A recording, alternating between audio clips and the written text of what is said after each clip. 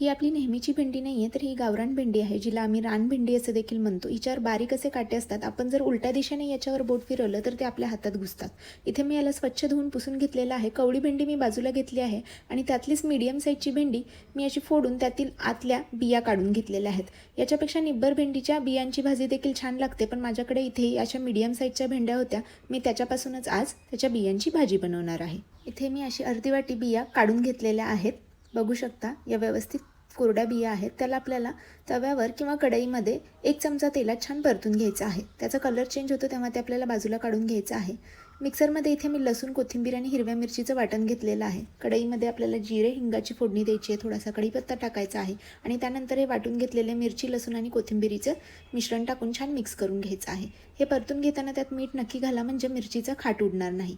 आणि भाजून घेतलेल्या बिया देखील मी मिक्सरला बारीक करून घेत आहे. याच्यामध्ये थोडीशी हळद टाकली, व्यवस्थित मिक्स करून आपण ज्या बिया मिक्सरला ग्राइंड करून घेतल्या होत्या ते वाटण ओतून घ्यायचे आहे आणि छान मिक्स करून आपल्याला हवे तेवढे पाणी आपण त्यामध्ये ओतू शकता. नंतर इथे मी उकळी आल्यानंतर 1 चमचा शेंगदाण्यांचं कूट टाकलेलं आहे. मोठं कूट टाकलेलं आहे मी, जाडं भरडं. तयार आहे आपली भेंडीच्या बियांची भाजी. ही माझ्या आजीची रेसिपी आहे. हिला तुम्ही गरम गरम भाकरीसोबत खा किंवा भातासोबत, अप्रतिम लागते.